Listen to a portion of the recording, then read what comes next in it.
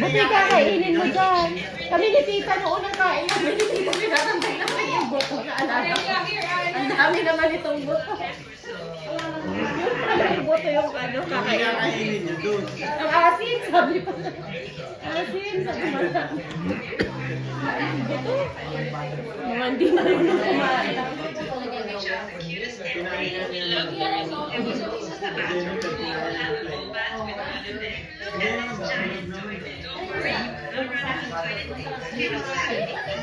Dilan, kalayo mo na anak.